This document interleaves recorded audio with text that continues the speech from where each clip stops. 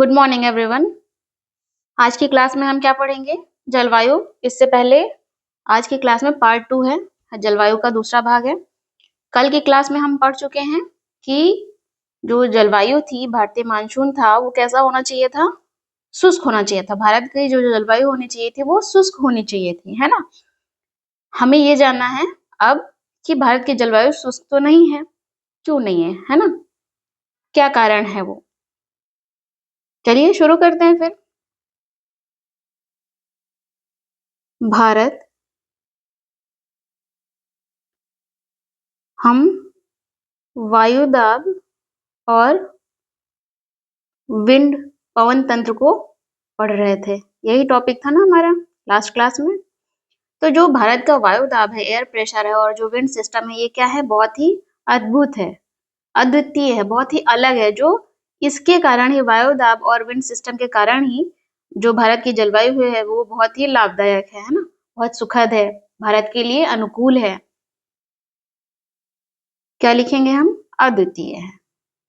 ठीक है, कैसे, ये हम देखते हैं। कैसे वायुदाब भारत के लिए अनुकूल स्थितियां बनाता है। यदि हम बात करें शीत ऋतु की, शीत ऋतु, तो शीत ऋतु में क्या देखने को मिलता है कि हिमालय के उत्तर में, किसके? हिमालय के उत्तर में क्या होता है? उच्च दाब होता है। उच्च दाब, हाई प्रेशर। समय कौन सा है? शीत ऋतु का समय है।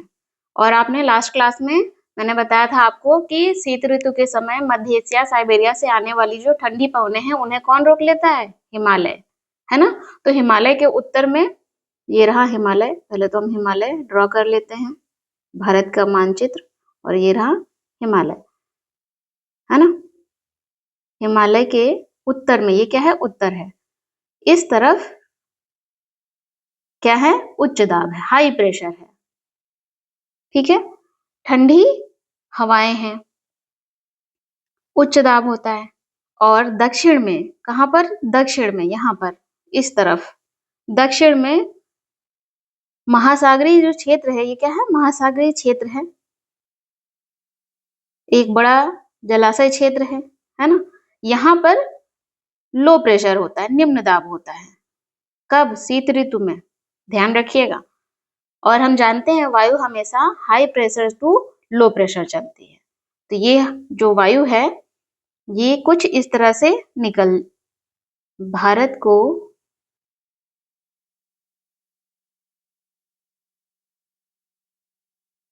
इस तरह से बाईपास करते हुए ये जो ठंडी वाली हवा है ये कहाँ पहुंच जाएगी? महासागरीय क्षेत्र में। तो यदि आप देखेंगे ग्लोब में स्पेशली, तो आपको ज्यादा समझ आएगा। ये क्या है? विषुवत रेखा, ठीक है। और ये है 23.5 नॉर्थ, कर्क रेखा। ठीक, भारत जो कर्क रेखा है भारत को लगभग दो बराबर भागों में बांटती है। तो ये हम कुछ इस तरह से बना सकते हैं भारत को। ठीक है, तो ये जो हाई प्रेशर हिमालय के उत्तर में उत्पन्न हो रहा है, ये हाई प्रेशर कुछ इस तरह से, यह है हिमालय, है ना। ये हम सिर्फ मान रहे हैं, इतना बड़ा होगा नहीं, ठीक है। कुछ इस तरह से हवाएं निकल जाती हैं, जो ठंडी हवाएं हैं, ठीक है। तो भारत इसमें सुरक्षित बच जाता है। एक कंडीशन ये हो गई। आप यहाँ लिखना चाहें तो नीचे भी लिख सकते हैं। दक्षिण में क्या होता है? निम्न दाब होता है, लो प्रेशर। निम्न दाब वाले महासागरीय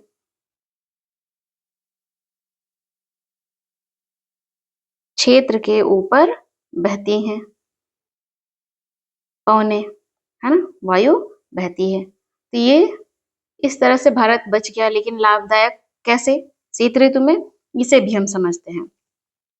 एक नाम है जिसे कहते हैं जेट धाराएं। सुना है आपने? नहीं सुना है, कोई बात नहीं, हम इसे समझ लेंगे। सबसे पहले तो एक स्थिति समझिए, जैसे आपने जाना था कि ये पृथ्वी की सतह है, लो प्रेशर और हाई प्रेशर समझते हुए समझने के समय आपने जाना था ये पृथ्वी की क्या है? सतह है। पृथ्वी की सतह के ऊपर ये जो क्षेत्र होगा ऊपर की ओर, है ना, ऊंचाई की ओर देखेंगे, ये क्या क्षेत्र है? वायुमंडल का क्षेत्र है। कौन सा क्षेत्र है? वायुमंडल का क्षेत्र है।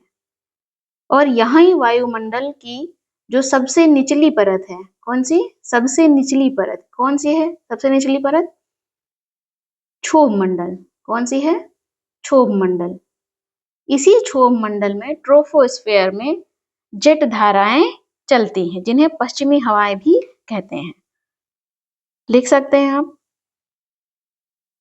क्षोभ मंडल में अत्यधिक ऊंचाई पर, अत्यधिक ऊंचाई पर वायुमंडल, ठीक है, वायुमंडल में है ये, ऊंचाई पर पश्चिमी हवाएं चलती हैं, पश्चिमी हवाएं बहती हैं। इनकी गति काफी अधिक होती है। गर्मी के दिनों में 110 किलोमीटर पर आवर, सर्दी के दिनों में 184 किलोमीटर पर आवर, है ना। ये जो जेट धाराएं हैं इन्हें उपोष्ण कटिबंधीय पश्चिमी जेट धाराएं कहा जाता है। कहाँ से आ रही होंगी? किस कटिबंध से? उपोष्ण, ठीक है।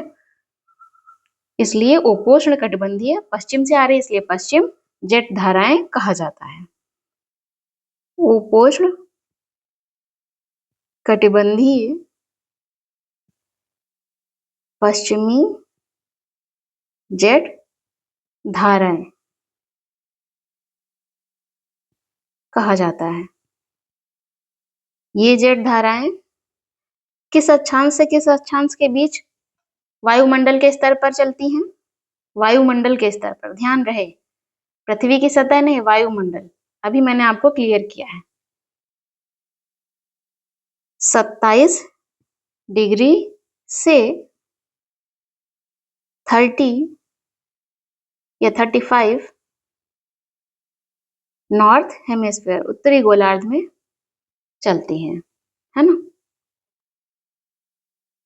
35 ज्यादा ही हो जाएगा, शिफ्ट होगा तो हो जाएगा। पूरे वर्ष जेट धाराएं पूरे वर्ष हिमालय के दक्षिण में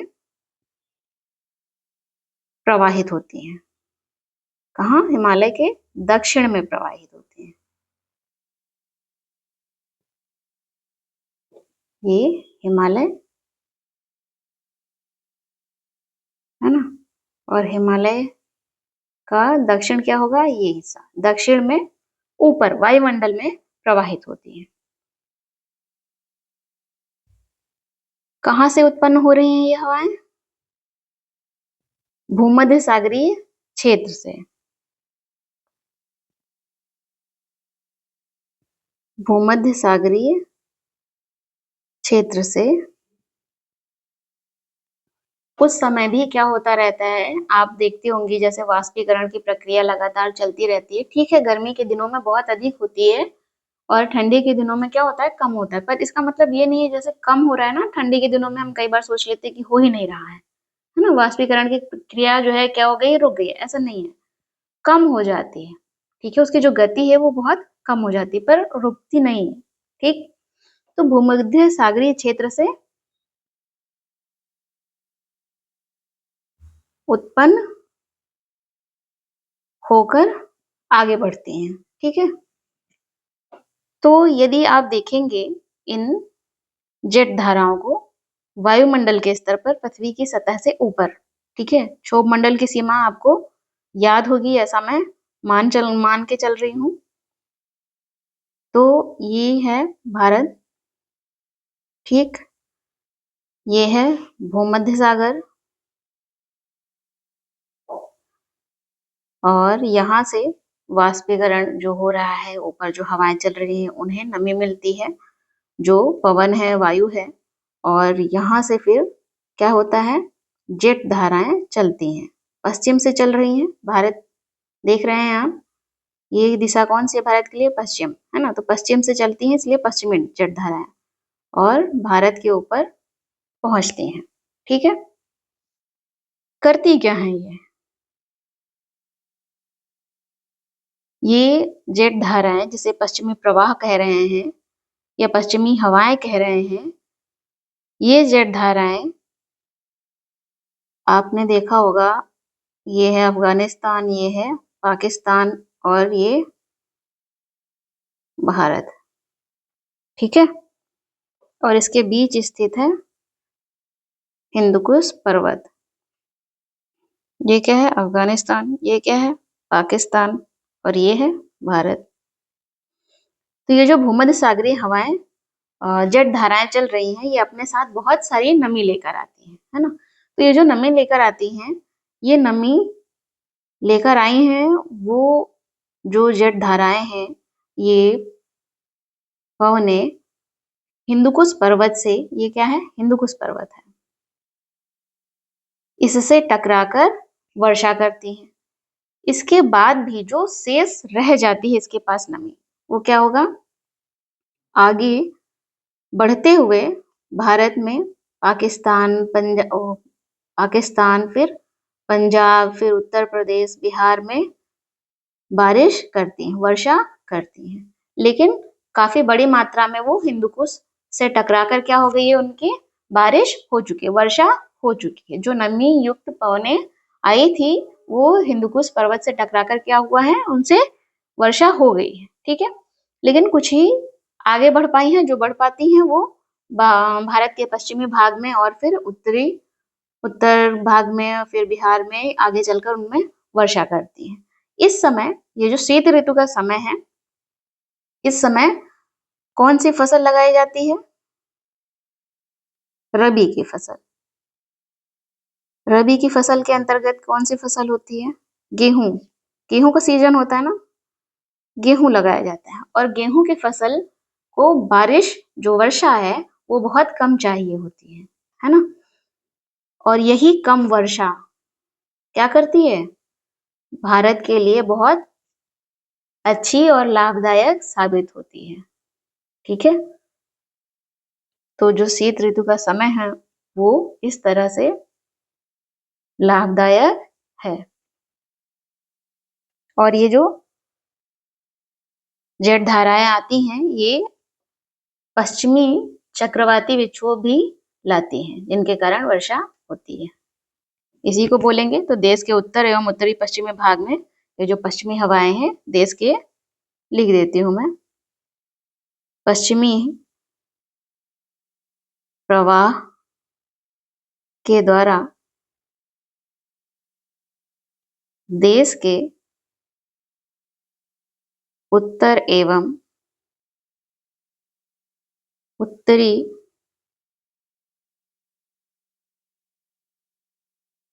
पश्चिमी भाग में क्या करती हैं, वर्षा करती हैं। आपने देखा होगा ठंडी के दिनों में कुछ कुछ वर्षा होती है ना, बहुत ज्यादा नहीं होती, हल्की फुल्की वर्षा रहती है, जो हमारी उस समय जो फसल लगाई जाती है उसके लिए बहुत ही लाभदायक होती है। ठीक है, तो इस तरह से शीत ऋतु में हमने देखा किस तरह से शीत ऋतु लाभदायक है। क्यों, वायुदाब और जो पवन विंड सिस्टम है, उसने कैसे भारत को लाभ पहुंचाया। ठीक है, अब हम देखेंगे ग्रीष्म ऋतु, कि कैसे ग्रीष्म ऋतु में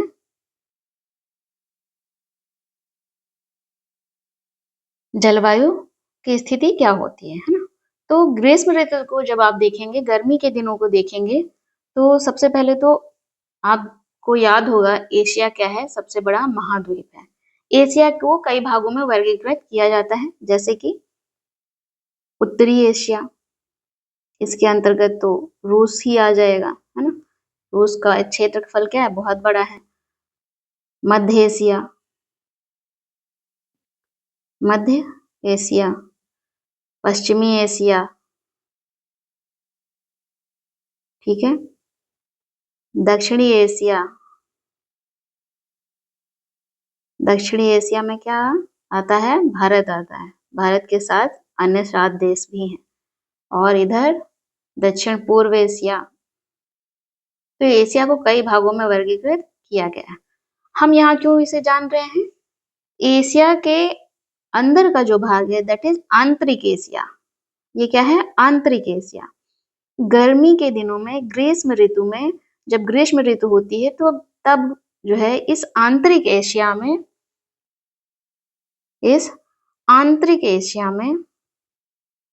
एशिया का जो आंतरिक भाग है यहाँ पर, और साथ ही उत्तर पूर्वी भारत के ऊपर,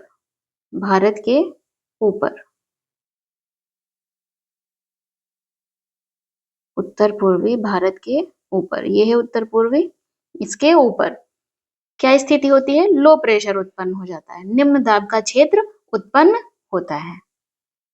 ठीक है, निम्न दाब का क्षेत्र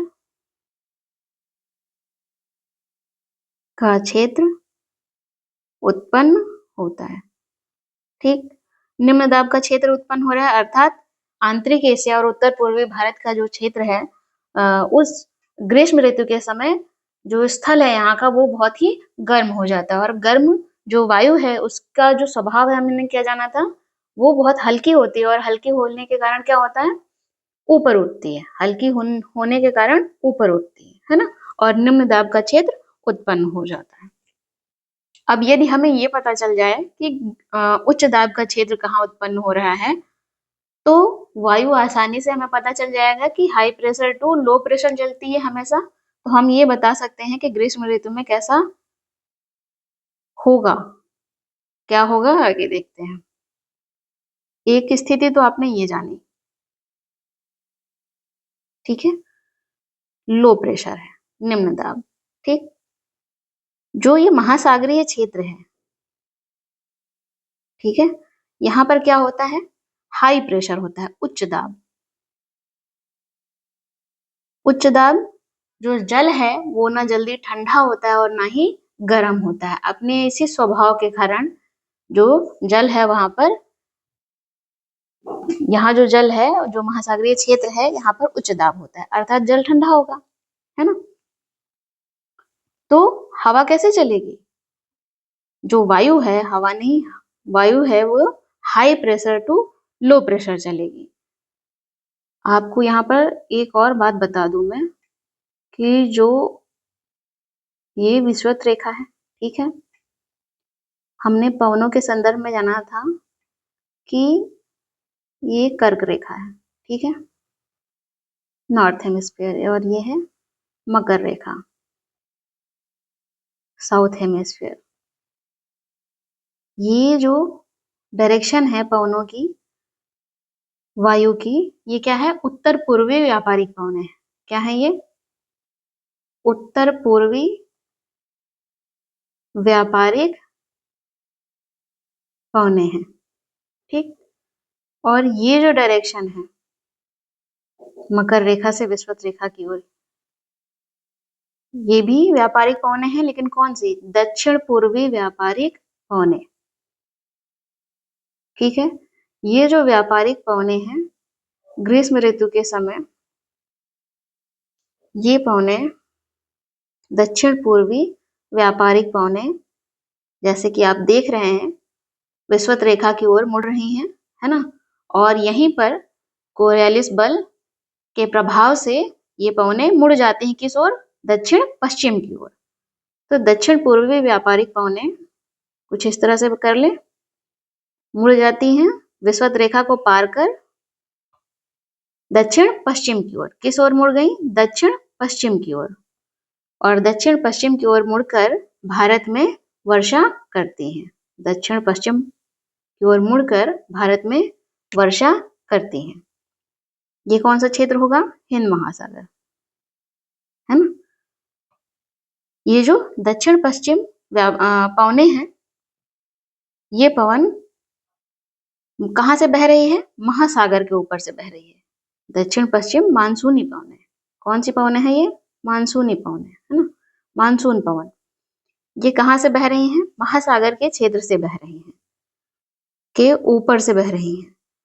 महासागर के ऊपर से बहती हैं। महासागर के ऊपर से बह रही हैं तो क्या करेंगी? नमी ग्रहण कर लेंगी, नमी ग्रहण कर लेंगी, है ना। और नमी ग्रहण करके आपने अभी जाना कि ये पवने भारत की मुख्य भूमि पर वर्षा करती हैं। भारत की मुख्य भूमि पर वर्षा करेंगी, है ना। जो ग्रीष्म ऋतु का समय है, जैसा कि शीत ऋतु में आपने जाना जेट धाराएं चलती हैं, पश्चिमी जेट धाराएं या पश्चिमी चक्रवाती विक्षोभ, ठीक है। तो कुछ इस तरह की धारा ग्रीष्म ऋतु में भी चलती है क्या? हाँ, जैसे कि आप संक्षेप में याद रख सकते हैं कि शीत ऋतु में पश्चिमी जेट धारा, जिसके कारण क्या होता है? भारत में वर्षा होती है ना। पश्चिमी विक्षोभ जो आते हैं जिसके कारण वर्षा होती है। अगर गर्मी की बात करें ग्रीष्म ऋतु में, तो एक जेट धारा चलती है, कौन सी? जिसे कहते हैं पूर्वी जेट धारा, पूर्वी जेट धारा। तो ये जो पश्चिमी जेट धारा है, ये ग्रीष्म ऋतु में कहाँ चली जाती है? ये जो है उत्तर हिमालय के उत्तर में शिफ्ट हो जाती है। कहाँ शिफ्ट हो जाती है? हिमालय के उत्तर में। जब जेट धारा की बात कर रहे हैं तो उसे सतह पर नहीं, वायुमंडल में देखिएगा। वायु का एक सर्कल कंप्लीट होता हुआ आपको दिखेगा, ठीक है। ठीक इसी तरह ग्रीष्म ऋतु में पूर्वी जेट धारा प्रवाहित होती है, और ये जो जेट धारा है ये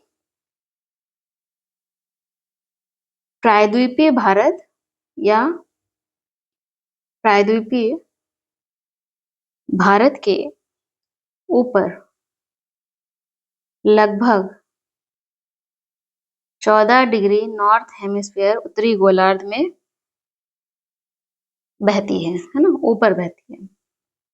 मैं बार बार क्लियर कर रही हूँ, कहीं आप इसे नीचे ही धरातल पर ना समझ बैठे।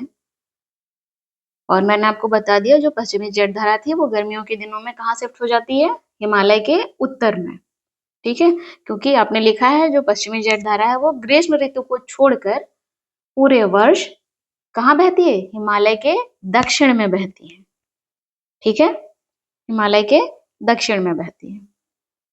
तो इस तरह से आपने जाना कि भारत पर जो है निम्न वायुदाब होता है स्थल पर, और महासागरीय क्षेत्र में उच्च वायुदाब होता है। जो हम जानते हैं वायु हमेशा high pressure to low pressure गमन करती है, तो वायु जो उच्च दाब है, उच्च दाब से लो प्रेशर की ओर बढ़ती है, और फिर दक्षिण पश्चिम मानसून के माध्यम से, क्योंकि दक्षिण पूर्वी व्यापारिक पवन विषुवत रेखा को पार कर क्या करती है? दक्षिण पश्चिम मुड़ जाती है, जो दक्षिण पश्चिम मानसून का निर्माण करती है, जिससे भारत में एक क्यों सबसे अधिक वर्षा दक्षिण पश्चिम मानसून से ही प्राप्त होती है। जब दक्षिण पश्चिम मानसून आता है उस समय एक फसल लगाई जाती है, एक क्यों खरीफ की फसल लगाई जाती है ना। तो जो खरीफ की फसल के अंतर्गत धान आता है और धान की खेती की जाती है, जिससे चावल हम खाते हैं ना, दाल चावल रोटी सब्जी। तो जो चावल है वो धान से ही बनता है, ठीक है। तो उसे लगाया जाता है और उसको पानी की आवश्यकता बहुत होती है उस फसल को। तो ये जो दक्षिण पश्चिम मानसून है उस समय बहुत लाभ पहुंचाता है भारत को, ठीक है। चलिए, तो इस तरह से आपने जाना शीत ऋतु और ग्रीष्म ऋतु में कैसे वायुदाब जो एयर प्रेशर है सॉरी, और जो विंड सिस्टम है भारत को लाभ पहुंचाता है। आगे बढ़ते हैं। अब हम जानेंगे भारतीय मानसून के बारे में। भारतीय मानसून, कुछ छोटी छोटी बातें आप पहले ही जान चुके हैं, और जो नहीं जाने हैं वो मैं आपको बताती चलूंगी। जैसे कि भारतीय मानसून के बारे में कुछ बातें बतानी है, वो मैं आपको बता देती हूँ। अभी मैंने आपको बताया कि भारत में जब भारतीय मानसून आता है उस समय की स्थिति क्या होती है? स्थल पर क्या होता है? तापमान अधिक होता है। टी फॉर टेम्परेचर, तापमान अधिक होता है, अर्थात स्थल क्या होगा? बहुत गर्म होगा, बहुत गर्म होगा। और गर्म होने के कारण सतह से लगी हुई, स्थल से लगी हुई जो वायु है वो भी क्या होगी? गर्म होगी, गर्म वायु होगी। और गर्म वायु हल्की होती है और हल्की होने के कारण ऊपर उठती है, और ऊपर उठती है तो क्या निर्माण करती है? लो प्रेशर, निम्न दाब उत्पन्न करती है या उत्पन्न होता है। ठीक, ये स्थिति है। वहीं अगर भारत के संदर्भ में देख रहे हैं तो महासागरीय क्षेत्र, ये जो चारों तरफ फैला हुआ है महासागरीय क्षेत्र, यहाँ की स्थिति क्या है? इस क्षेत्र में महासागरीय क्षेत्र अर्थात जल है ना, जल। कैसे मानसून आएगा उसकी कुछ स्थितियां हैं। और जल के बारे में मैंने अभी आपको बताया कि जल न जल्दी ठंडा होता है और ना ही गर्म होता है। तो मानसून आने से पहले की स्थिति क्या है? मानसून कैसे आता है उसकी स्थिति है कि जल की जो शीतलन की दर होती है, ठंडे होने की दर होती है, वो क्या होती है? मंद हो जाती है, जिसके कारण ये ठंडा ही रहेगा। तो जल जो है स्थल की तुलना में ठंडा रहता है। किसके? स्थल की तुलना में ठंडा रहता है, अर्थात उच्च दाब बनेगा, जल पर उच्च दाब होगा। क्या होगा? उच्च दाब होगा, तुलनात्मक रूप से ठंडा है। और यही स्थिति दक्षिण पश्चिम मानसून को लाती है ना? यही जो स्थिति है वो दक्षिण पश्चिम मानसून को लाती है। अभी आपने थोड़ी देर पहले ही इस चीज को समझा है। कुछ इस तरह से दक्षिण पूर्वी व्यापारिक पवन विषुवत रेखा को पार करके हिंद महासागर की ओर दक्षिण पश्चिम मुड़ जाती है ना, और दक्षिण पश्चिम मानसून लाती है या आता है।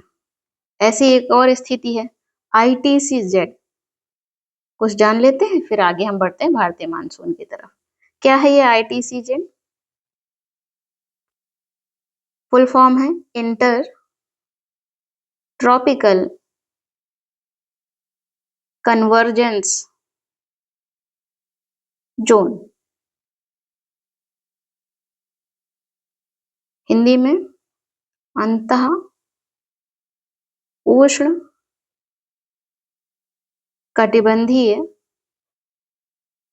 अभिसरण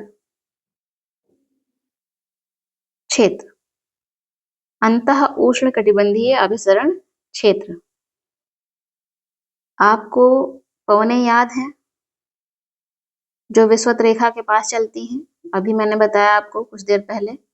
ये क्या है? अच्छा, मैं ये जो गोला मैं बना रही हूँ गोला करेक्ट नहीं है, है ना? तो गोले पर मत जाइएगा, जो नेमिंग कर रहे हैं उस पर ध्यान दीजिए, इसे ग्लोब भी समझिए, ठीक है? विषुवत रेखा, कर्क रेखा, मकर रेखा। आप लोग बताइएगा कर्क रेखा किस अक्षांश पर है और मकर रेखा किस अक्षांश पर स्थित है? कर्क रेखा से विषुवत रेखा की ओर जो पवन चलती है वो कौन सी है? उत्तर पूर्वी व्यापारिक पवन, उत्तर पूर्वी व्यापारिक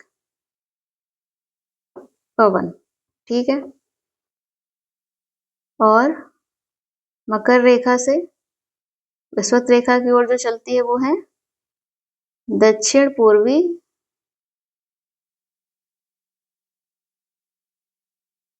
व्यापारिक पवन।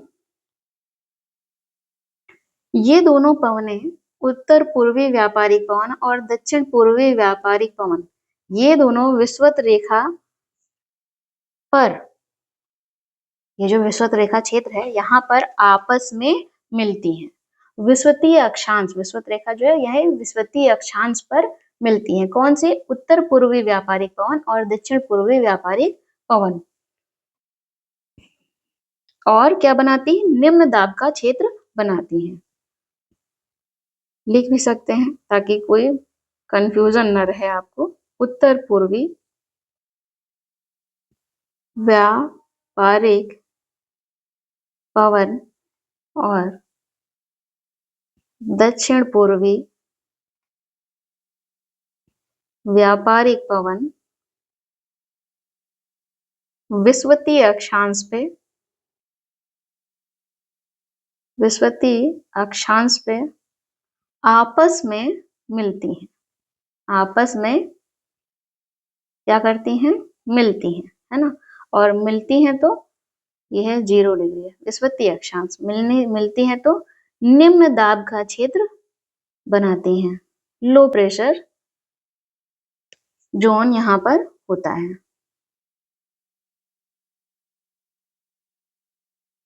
और एक बड़ा गर्त, निम्न दाब का क्षेत्र और बड़ा गर्त या विस्तृत गड्ढा बनाते हैं। ठीक है। ये जो विषुवतीय अक्षांश पर निम्न दाब का क्षेत्र बन रहा है, ये विषुवत वृत्त के लगभग समानांतर होता है।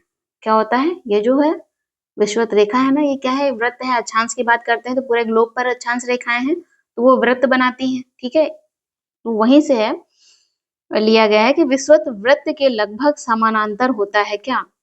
ITCZ। ये जो विषुवतीय अक्षांश पर आपस में मिलती हैं जहां पर, वही क्षेत्र क्या कहलाता है? ITCZ कहलाता है, जहां पर निम्न दाब क्षेत्र होता है।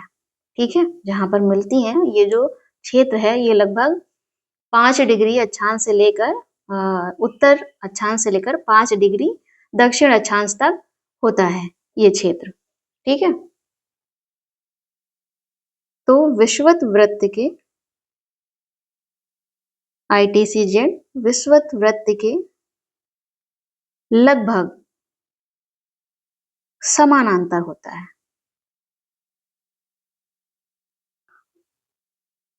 और समानांतर होने के साथ साथ ये सूर्य की आभासी गति के साथ साथ उत्तर या दक्षिण की ओर खिसकता रहता है।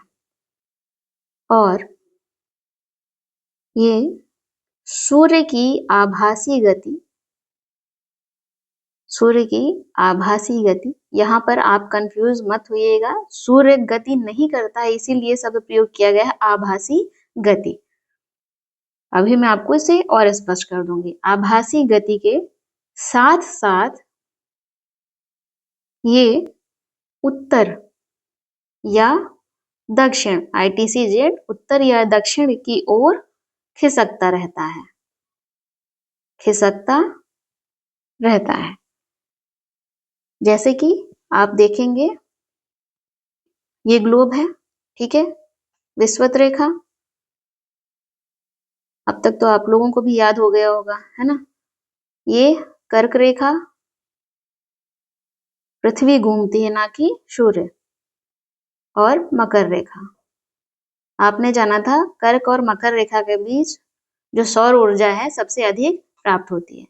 तो सूर्य की जो आभासी गति से तात्पर्य है कि सूर्य जो है जब पृथ्वी की ऐसी स्थिति जब किधर पहुंच जाए, इस एंगल से समझने से अच्छा है आभासी गति के एंगल से ही समझ लेते हैं, है ना। सूर्य जब उत्तर की ओर जाता है, किस तरफ? कर्क रेखा की ओर, इस तरफ सूर्य जाता नहीं है। ठीक है, ये पृथ्वी जब सूर्य के चक्कर लगाती है उस दौरान ये सब कुछ घटित होता है जिससे ऋतुएं बनती हैं। ठीक है, तो ये स्थिति आपको देखने को मिलेगी। तो क्या होगा? ITCZ किस तरफ शिफ्ट हो जाएगा? कर्क रेखा की तरफ शिफ्ट होगा। ठीक, और जब सूर्य की जो आभासी गति है वो किस तरफ होगी? मकर रेखा की ओर होगी, जिसे आप कहते हो दक्षिणायन होना, है ना। तो जो ITCZ है वो मकर रेखा की ओर शिफ्ट होगा। यही अर्थ है कि सूर्य की आभासी गति के साथ साथ जो ITCZ बनता है यहाँ पर कुछ इस तरह से बहुत छोटा सा क्षेत्र, जहां पर उत्तर पूर्वी व्यापारिक पौने और दक्षिण पूर्वी व्यापारिक पौने आपस में मिलती हैं, ये जो क्षेत्र है ये शिफ्ट होता रहता है। जब सूर्य उत्तरायण होता है तो कर्क रेखा की तरफ, है ना, उत्तर की ओर शिफ्ट हो जाएगा, और जब दक्षिणायन होगा मकर रेखा की ओर तो क्या होगा, मकर रेखा की तरफ या दक्षिण की ओर शिफ्ट होगा। तो इस तरह से ये ITCZ शिफ्ट होता रहता है। समझ आ गया? चलिए इसकी बात करें तो ग्रीष्म ऋतु के समय, गर्मी के दिनों में ये जो ITCZ है, ग्रीष्म ऋतु में ITCZ है, गंगा के मैदान के ऊपर खिसक जाता है। कहाँ? गंगा के मैदान के ऊपर खिसक जाता है। ठीक है, गंगा के मैदान के ऊपर खिसक जाता है। और जब गंगा के मैदान के ऊपर शिफ्ट हो जाता है तो यहाँ पे क्या बनेगा, एक गर्त बनेगा और निम्न दाब का क्षेत्र। तो यहाँ पर जो गर्त बनता है, जो गड्ढा बनता है, इस गर्त को मानसून में क्या कहेंगे, मानसून गर्त। तो ITCZ क्या है, एक विश्व के स्तर की अवधारणा है ना। और जब मानसून गर्त की बात की जाए तो ITCZ का ही एक रीजनल फॉर्म है ना, क्षेत्रीय, कि भारत के संदर्भ में, क्योंकि भारत मानसूनी पवनों से प्रभावित होता है इसलिए मानसून गर्त है। ठीक है, तो मानसून गर्त कहते हैं मानसून के समय जो गर्त बनता है ITCZ के शिफ्ट होने से, ठीक, उसे क्या कहेंगे, मानसून गर्त कहते हैं। आगे बढ़ते हैं। अब हम जानते हैं मानसून के बारे में। जो मानसून आना किसे कहते हैं हम लोग, वर्षा ऋतु का जो समय होता है ना। तो मानसून के बारे में जानते हैं, हेडिंग आपने डाला ही हुआ है। और हम थोड़ा सा स्पेसिफिक कर लें तो मानसून का आगमन, ठीक है, कब आता है मानसून। कुछ स्थितियां हमने चर्चा कर ली है। मानसून कब आएगा, जून के आरंभ से लेकर सितंबर तक मानसून रहता है। इसके बाद मानसून वापस होने लगता है। ठीक है, लगभग कितने दिन, लगभग 100 से 120 दिन मानसून रहता है। ठीक है, और मानसून आने के लिए क्या होता है, सामान्य वर्षा से वर्षा में अचानक वृद्धि हो जाती है। जब मानसून आता है ना जून के समय, तब एकदम से जो मानसून आया है उसमें सामान्य वर्षा जो होती है उसमें एकदम से अचानक वृद्धि हो जाती है।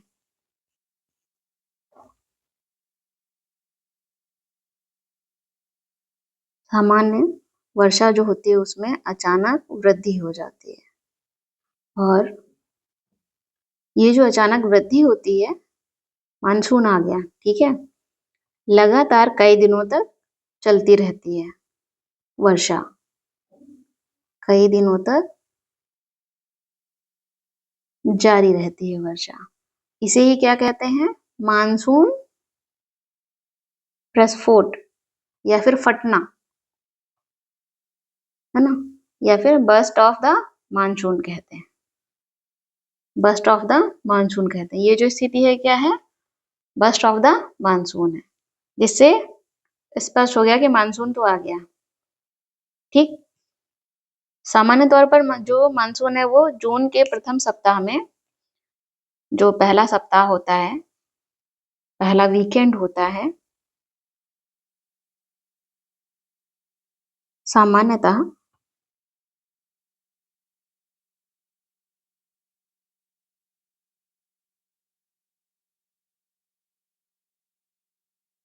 जून के प्रथम सप्ताह में दक्षिणी छोर से प्रवेश करता है। भारतीय प्रायद्वीप के दक्षिणी छोर से प्रवेश करता है, छोर से प्रवेश करता है मानसून, है ना। आपने अभी मानसून के संदर्भ में स्थिति एक जानी थी कि स्थल क्या होता है, बहुत गर्म होता है, और महासागरीय क्षेत्र जहां पर उच्च दाब होता है। तो एक बार उसी को फिर से ड्रॉ करते हैं। ये है भारत, जहां पर निम्न दाब का क्षेत्र है, ठीक, लो प्रेशर, और महासागरीय क्षेत्र में हाई प्रेशर। कैसे पवनें आएंगी आपको अच्छे से याद है, विषुवत रेखा को पार करके भारत की ओर मुड़ जाती है, दक्षिण पश्चिम मानसून, है ना। ये मानसून जो दक्षिण पश्चिम पवने हैं, ये भारत की ओर मुड़कर बहुत वर्षा करती हैं। लेकिन ये दक्षिण पश्चिम मानसून जो है, ये दो भागों में, प्रायद्वीपीय भारत के पास पहुंचते ही दो भागों में बट जाता है। कौन से दो भाग आप देख सकते हैं, ये जो शाखा है ये कौन सी है और ये कौन सी है, ये शाखा कहलाती है, ये जाएगा ऐसे, ठीक है, मैं केवल बताने के लिए इधर मुड़ा है। अरब सागर शाखा, मानसून की इस शाखा का नाम है अरब सागर शाखा। दक्षिण पश्चिम मानसून की दो शाखाएं हैं, अरब सागर शाखा, और ये है बंगाल की खाड़ी शाखा। तो दक्षिण पश्चिम जो मानसून है आता है, वो दो शाखाओं में बट जाता है। तो दक्षिण पश्चिम मानसून की जो अरब शाखा है, ये प्रायद्वीपीय भारत के केरल से प्रवेश करती है। कहाँ से? केरल में प्रवेश करती है सबसे पहले। अरब शाखा केरल में प्रवेश करती है, या केरल से प्रवेश करती है, ये सही रहेगा, है ना। केरल से, केरल राज्य से प्रवेश करती है, ठीक। और इसके बाद लगभग 10 जून के आसपास मुंबई पहुंचती है। कहाँ पहुंची? मुंबई पहुंचती है, जहां पर बहुत तेज बारिश करती है। यहाँ से ये जो पवनें जा रही हैं, आप देख सकते हैं, यहाँ पर क्या है? पश्चिमी घाट है, याद है आपको? पश्चिमी घाट है। तो पश्चिमी घाट से टकराकर, पश्चिमी घाट की इतनी ऊंचाई है कि जो अरब सागर शाखा है, ये पश्चिमी घाट से टकराती है, और पश्चिमी घाट के पश्चिम में क्या करते हैं? बहुत सारी वर्षा करते हैं। तो जो भी क्षेत्र होंगे, यहाँ पर बहुत अधिक वर्षा होगी, ठीक है। तो मुंबई पहुंचती है, और फिर मध्य जून तक सौराष्ट्र है, कच्छ है, सौराष्ट्र, कच्छ, और देश के मध्य भाग तक पहुंच जाती हैं, मध्य भाग तक में पहुंच जाती हैं, ठीक है। वहीं अगर बात करें बंगाल की खाड़ी की शाखा की, दक्षिण पश्चिम मानसून की दो शाखाएं, एक शाखा अरब सागर शाखा और दूसरी बंगाल की खाड़ी। ये बंगाल की खाड़ी से, अभी ये बंगाल की खाड़ी से बह रही है, ये जो मानसूनी पवनें हैं बंगाल की खाड़ी से बह रही हैं, है ना। और यहाँ पर उत्तर पूर्वी भारत में पहाड़ियाँ बहुत सारी हैं। क्या हैं? पहाड़ियाँ बहुत सारी हैं, और इन्हीं से टकराकर यहाँ पर क्या करती हैं? बारिश कर देती हैं, वर्षा करती हैं।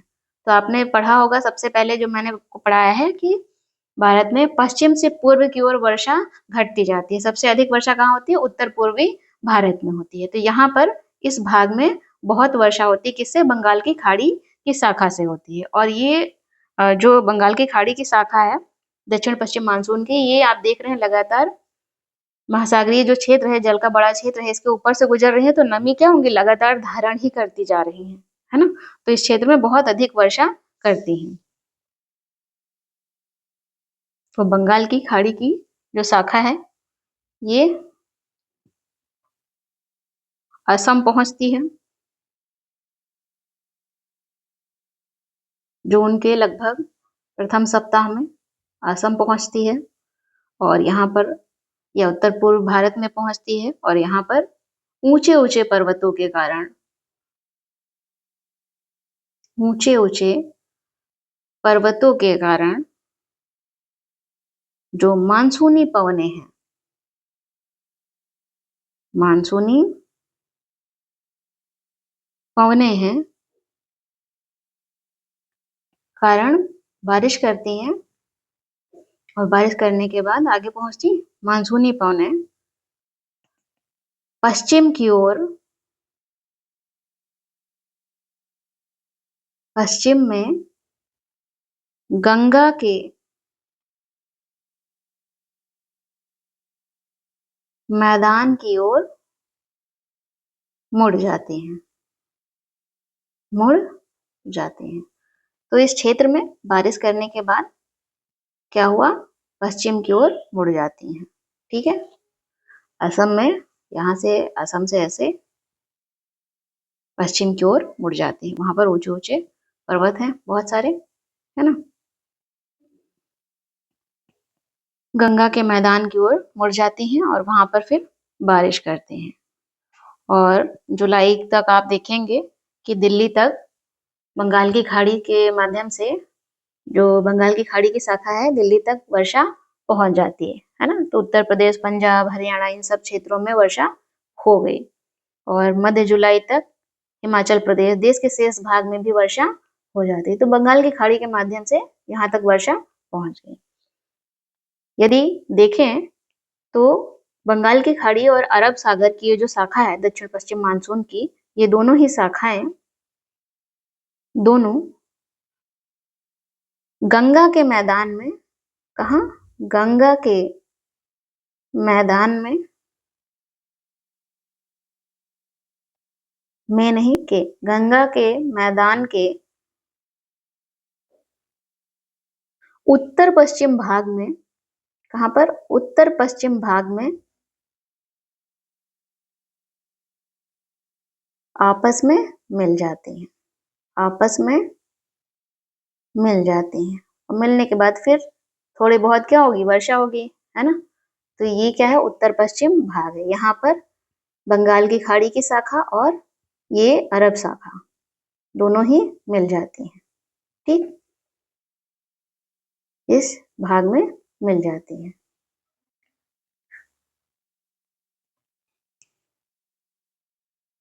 मिलने के बाद कुछ बारिश करेंगी और उसके बाद शुरू होता है लौटने का सफर, वापसी का।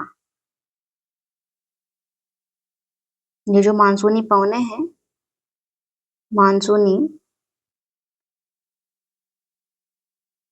पवनों की वापसी या मानसून वापसी, ये ज्यादा अच्छा रहेगा, है ना। मानसून की वापसी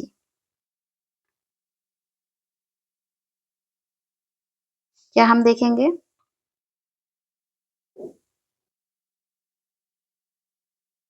उत्तर पश्चिम में अरब सागर शाखा और बंगाल की खाड़ी की शाखा क्या हुई, मिल गई और यहीं से वापसी होगी मानसूनी पवनों की। ये समय कौन सा होगा, सितंबर में प्रारंभ होगा, शुरू होगा मानसून वापसी का समय है सितंबर के शुरुआत में। सितंबर की शुरुआत में शुरू होता है मानसून वापसी का सफर। कहाँ से, उत्तर पश्चिम राज्यों से, जहां पर ये पवने मिलती हैं, ये शाखाएं आपस में मिलती हैं, वहीं से शुरू होगा वापस होने का सफर। सितंबर से शुरुआत होगी, कब तक, मध्य अक्टूबर तक, मिड अक्टूबर तक पूरी तरह से वापस हो जाएंगे। प्रायद्वीप के उत्तरी भाग से पूरी तरह से पीछे हट जाएंगे। कब, मध्य अक्टूबर तक पीछे हट जाएंगी और शेष जो प्रायद्वीप का दक्षिणी भाग है,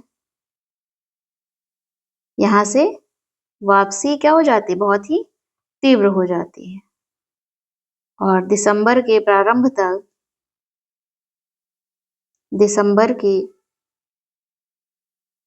तक या शुरुआत तक क्या देखेंगे कि देश के शेष भाग से मानसून की वापसी हो जाती है। मानसून की वापसी हो जाती है। ठीक है, यदि हम इसे मैप के माध्यम से समझें तो कुछ इस तरह से होगा। जून के प्रथम सप्ताह में कुछ इस तरह से दक्षिण पश्चिम की ओर शाखा मुड़ जाती है मानसून पवनें, और मानसून पवनों की 2 शाखाएं हैं। ठीक, यहाँ से सबसे पहले तो केरला से प्रवेश करती हैं, कुछ इस तरह से। ठीक है, केरला से प्रवेश करती है और ये शाखा उत्तर पूर्व में वर्षा करते हुए किस तरफ, पश्चिम की ओर मुड़ जाती है। ठीक है, फिर मैंने बताया आपको कि 10 जून के आसपास या 15 जून के आसपास मुंबई में पहुंचती हैं। ये तो अरब सागर शाखा की बात हो जाएगी। रिटर्न की बात कर रहे हैं, वापसी की बात कर रहे हैं ना। तो उत्तर पश्चिम से सितंबर से वापसी शुरू हो जाती है। यहाँ से ये राजस्थान का क्षेत्र होगा, तो यहाँ से क्या हो गई, वापसी शुरू हो गई, है ना। इस तरह से वापसी क्या हो जाएगी, शुरू हो जाएगी। ठीक, इस तरह से वापसी शुरू हो जाएगी। ये ब्लैक लाइन वापसी की है और दिसंबर के प्रारंभ तक पूरे देश से मानसून की वापसी हो जाती है, मानसूनी पवनों की वापसी हो जाती है। नोट करके कुछ बातें लिख लें। द्वीपों पर मानसून की सबसे पहली वर्षा होती है।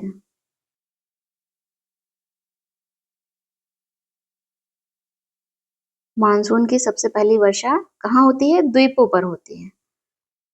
द्वीपों पर दक्षिण से उत्तर की ओर, दक्षिण से उत्तर की ओर अप्रैल के अंतिम सप्ताह से लेकर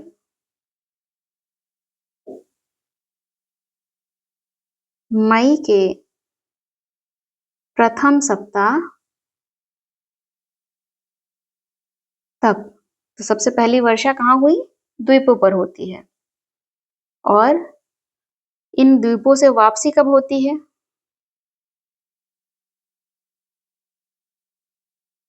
वापसी कब होगी, दिसंबर के प्रथम सप्ताह, पहला जो सप्ताह होता है, पहले सप्ताह से जनवरी के पहले सप्ताह तक, जो पहला वीकेंड है जनवरी का, उस समय तक मानसून की वापसी पूरी तरह से भारत से हो जाती है, उत्तर से दक्षिण की ओर। द्वीप से क्या मतलब समझ में आया आपको कुछ? जैसे आपसे पूछा जाए कि भारत में मानसून सबसे पहले कहाँ आता है, तो हम कहते हैं केरल में। कहाँ आता है, केरल में।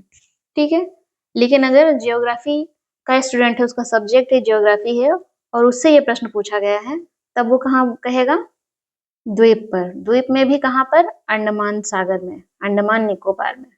ठीक है, जैसे कि आपने अभी नोट किया कि द्वीपों पर मानसून की सबसे पहली वर्षा होती है ना। ये है भारत, और भारत के द्वीप हैं, एक तो लक्षद्वीप, दूसरा अंडमान निकोबार।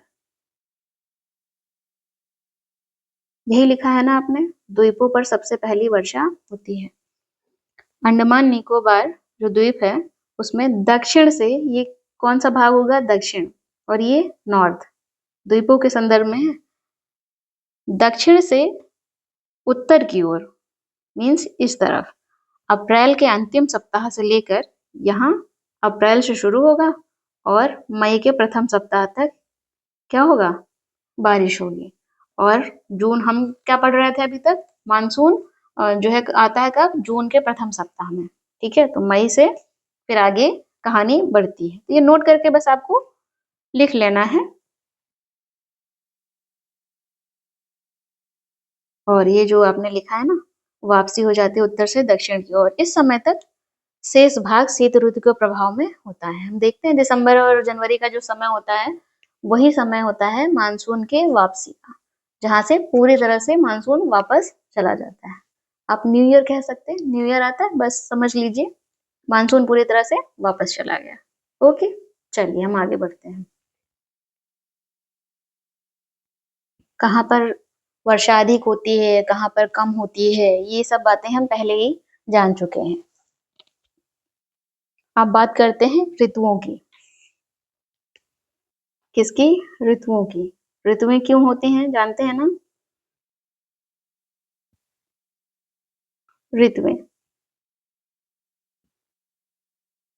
पृथ्वी के घूर्णन से दिन और रात होता है, अपनी धुरी पर घूमती है ना। और ऋतु कब होती है, पृथ्वी जब सूर्य का चक्कर लगाती है तब ऋतुएं होती है। कितनी ऋतुएं हैं, 4। ठीक है, कितनी है, 4। हम शुरुआत करेंगे एक एक करके, एक एक ऋतु को पढ़ेंगे। शीत ऋतु, हम बहुत कुछ पहले ही जान चुके हैं थोड़ा थोड़ा करके, पर फिर भी हम इसे जानेंगे। शीत ऋतु की बात, शीत ऋतु की बात करें तो उत्तर भारत में, जो उत्तरी भारत है,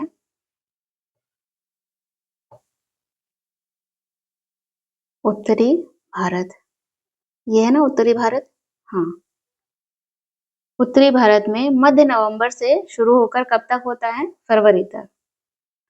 मिड नवंबर से फरवरी तक शीत ऋतु होती है। ठीक है, जिसमें हम देखते हैं दिसंबर और जो जनवरी का महीना होता है वो सबसे ठंडे महीने होते हैं।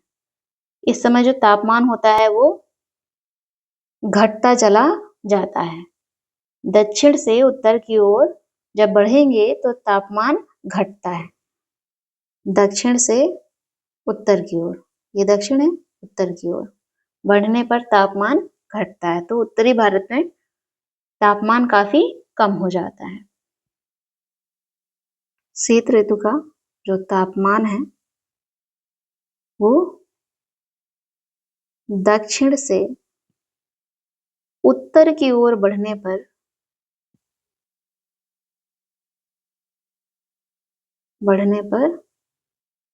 घटता जाता है। शीत ऋतु में हमें कौन बचाता है, हिमालय पर्वत, है ना।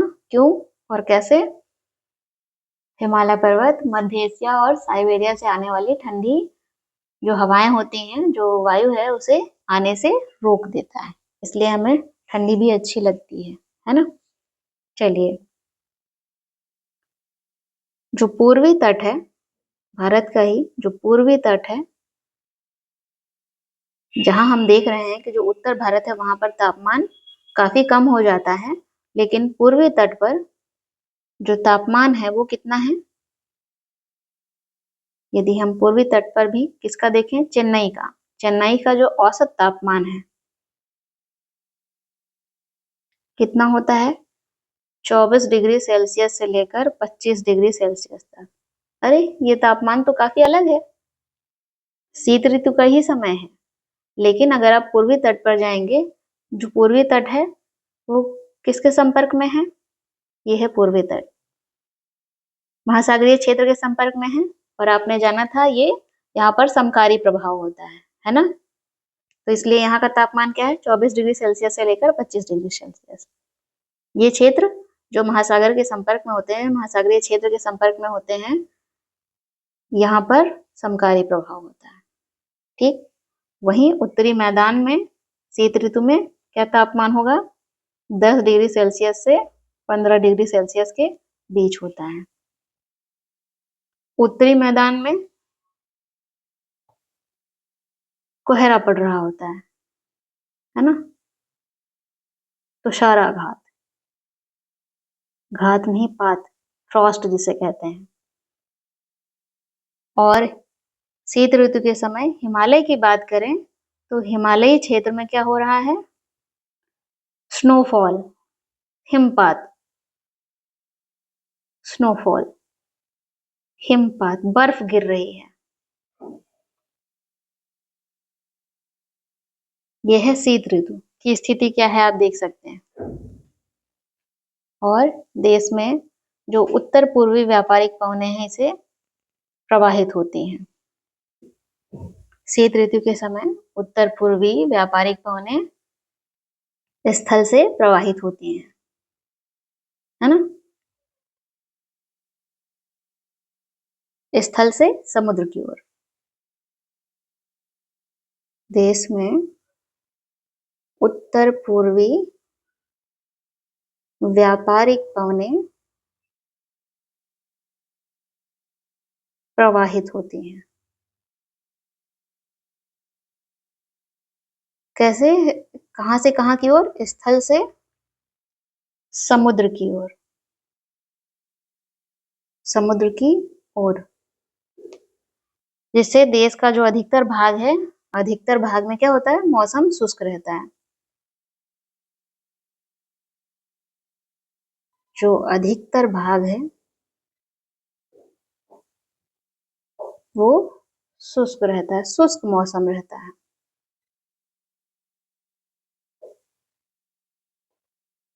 और इन पवनों के कारण जो उत्तर पूर्वी व्यापारिक पवन है इनके कारण वर्षा होती है। उत्तर पूर्वी व्यापारिक पवनें, इनके कारण वर्षा होती है। कहां पर?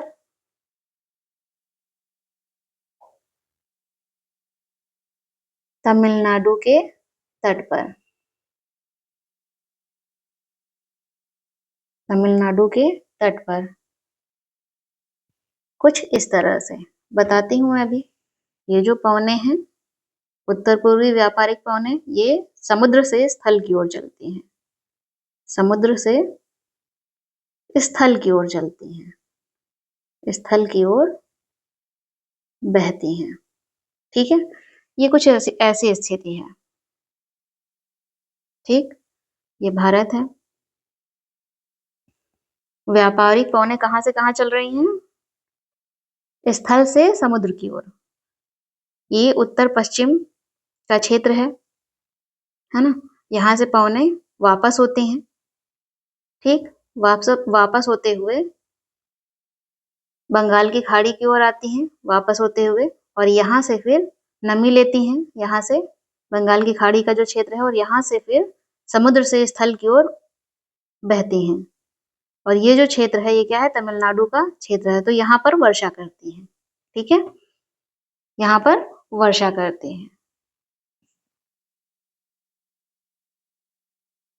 देश का जो उत्तरी भाग है, आप जो इसे उत्तरी मैदान कह रहे हैं, यहाँ पर क्या बन जाता है? हाई प्रेशर बन जाता है और पवनें बाहर की ओर चलने लगती हैं। मानसून की वापसी हो रही है, इसका मतलब हाई प्रेशर बनेगा। इस भाग में हाई प्रेशर बन जाता है, जिससे हवाएं जो होती हैं, जो वायु है, जो पवनें हैं, वो बाहर की ओर बहने लगती हैं। ठीक है,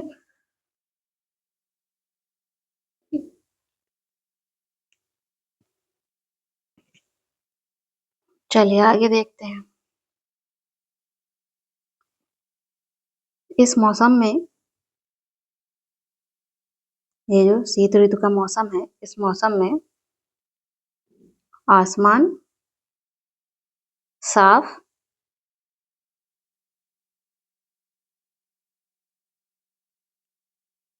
आसमान साफ और तापमान कम होता है ना? जो उत्तरी मैदान का क्षेत्र है शीत ऋतु में, आप देखेंगे वहां पर उत्तर पश्चिम पश्चिम, उत्तर पश्चिम और पश्चिम से क्या आते हैं? चक्रवाती विक्षोभ आते हैं। क्या आते हैं? चक्रवाती विक्षोभ आते हैं, डिस्टरबेंस होता है। ये चक्रवाती विक्षोभ कहाँ से आ रहे हैं? वो भूमध्य सागरीय क्षेत्र से आ रहे हैं, जिसके बारे में मैं आपको पहले ही बता चुकी हूँ। भूमध्य सागर से आ रहे हैं। ये पश्चिम एशिया से उत्पन्न होते हैं। ये भूमध्य सागरीय क्षेत्र से उत्पन्न होते हैं। पश्चिम एशिया या भूमध्य सागर क्षेत्र से उत्पन्न होते हैं। क्षेत्र से उत्पन्न होते हैं और पश्चिमी पवनों के साथ ये भारत में प्रवेश करते हैं, है ना? पश्चिमी पवनों के साथ भारत में प्रवेश करते हैं। प्रवेश करते हैं और प्रवेश करके मैदानों में वर्षा करते हैं। क्या करते हैं? मैदान में वर्षा करते हैं। ये शीतकाल की ही स्थिति है, जिससे हमारी रबी की फसल होती है। याद आया? गेहूं उगाते हैं आसानी से। पर्वतों पर हिमपात होता है इसी समय। इसी के कारण पर्वतों पर हिमपात होता है, बर्फ गिरती है। शीतकाल में जो वर्षा होती है उसे स्थानीय तौर पर महावट कहते हैं। शीतकाल में वर्षा को स्थानीय तौर पर क्या कहते हैं? महावट कहते हैं। महावट, महावट गलत हो गया, सही कर देते हैं। महावट कहा जाता है। शीतकाल में जो वर्षा होती है उसकी मात्रा कैसी होगी? कम होगी। क्योंकि मैंने बताया था आपको क्यों कम होती है, क्योंकि हिंदुकुश पर्वत जो उसकी नमी होती है हिंदुकुश पर्वत से टकराकर अधिकतम वर्षा वहीं पर हो जाती है। जो कुछ बच जाता है वो आगे भारत की ओर आता है। और इसी समय कौन सी फसल उगाते हैं? ये वर्षा की मात्रा तो कम है लेकिन रबी की फसल के लिए महत्वपूर्ण है। वहां पर हमने सिर्फ समझा था, लिखा नहीं था, तो यहाँ पर हम इसे लिख भी लेते हैं, है ना? रबी की फसल के लिए महत्वपूर्ण होती है ये वर्षा। ठीक, वहीं हमने सारी बातें अभी तक जो की वो ज्यादातर उत्तरी मैदान की, शीतकाल का समय है, ठंडी का समय है और उत्तरी मैदान की हमने बात की है ना? तो प्रायद्वीपीय भारत की बात कौन करेगा? हम ही लोग करेंगे। ये उत्तरी मैदान, ठीक। ये नीचे का भाग क्या है? प्रायद्वीपीय भारत। मोटे तौर पर हम इसी तरह से डिवीजन करते हैं, है ना? यही डिवीजन किया जाता है। तो ये जो प्रायद्वीपीय भारत है, प्रायद्वीपीय भाग है, यहाँ पर जो शीत ऋतु है वो स्पष्ट नहीं होती। शीत ऋतु स्पष्ट नहीं होती। अभी हमने चेन्नई का तापमान देखा कितना है, क्यों नहीं स्पष्ट है? समुद्री पवनों के कारण। जो जलीय क्षेत्र है ना, महासागरीय क्षेत्र के पास जो क्षेत्र होते हैं, समुद्री पवनों के प्रभाव के कारण तापमान में ना के बराबर परिवर्तन होता है। तापमान में ना के बराबर परिवर्तन होता है। तो ये जो क्षेत्र है वो गर्म और आर्द्र बना रहता है। तो यहाँ ज्यादा परिवर्तन, प्रायद्वीपीय भारत में तापमान में कोई खासा परिवर्तन देखने को नहीं मिलता है। हमने क्लास जब शुरू की थी तभी स्पष्ट कर दिया था, जो उत्तरी मैदान है वहां पर ऋतुएं बहुत स्पष्ट देखने को मिलेंगी, अर्थात ठंडी में बहुत अच्छी ठंडी होने वाली है। आपको महसूस होगा कि हाँ ठंडी हो रही है ना? शीत ऋतु का समय है, आप ऐसा महसूस करेंगे अच्छे से। और गर्मी की ऋतु आएगी तो आपको गर्मी भी अच्छे से रियलाइज करवा कर ही जाएगी, ठीक है, कि हाँ मैं आई थी। ओके, लेकिन प्रायद्वीपीय भारत में ऐसा नहीं है। प्रायद्वीपीय भाग जो है वहां पर ऐसा नहीं है। तो यहाँ पर कोई खास परिवर्तन नहीं होता है तापमान में। और ऐसा नहीं कि सिर्फ शीतकाल में या शीत ऋतु में ऐसा है, नहीं, गर्मी के दिनों में, ग्रीष्म ऋतु में भी प्रायद्वीपीय भारत में कोई तापमान में बड़ा परिवर्तन नहीं होगा। आगे बढ़, अगली ऋतु कौन सी है? अगली ऋतु है ग्रीष्म ऋतु। कब से कब तक होती है ये ऋतु? मार्च से मई तक। मार्च से मई तक ये ऋतु होती है। इस समय ग्रीष्म ऋतु के समय आपने ITC-Z पढ़ा था, है ना? वो उसके बारे में बताया था मैंने कि ग्रीष्म ऋतु के समय ये उत्तर की ओर खिसक जाता है। तो ग्रीष्म ऋतु के समय क्या होता है, जो ITC-Z है वो उत्तर की ओर खिसक जाता है, खिसक जाता है। आपके मन में आ रहा होगा कि ठंडी के समय क्या होता है, शीत ऋतु में तो आपने बताया ही नहीं। शीत ऋतु में किस तरफ खिसक जाएगा? दक्षिण की ओर खिसक जाएगा, ठीक है। तो उससे क्या होता है, दक्षिण की ओर खिसक जाने से भारत पर उसका कोई प्रभाव दिखता नहीं, इसलिए वहां पर बताया नहीं जाता है, ठीक है, और कोई बात नहीं है। लेकिन ग्रीष्म ऋतु के समय ये इसका प्रभाव दिखता है, इसलिए यहाँ पर ग्रीष्म ऋतु में विशेष मेंशन है कि ITC-Z उत्तर की ओर क्या होता है, खिसक जाता है, जिससे ग्रीष्म ऋतु में तापमान क्या हो जाता है, बहुत अधिक बढ़ जाता है। तापमान बढ़ जाता है, बहुत अधिक बढ़ जाता है।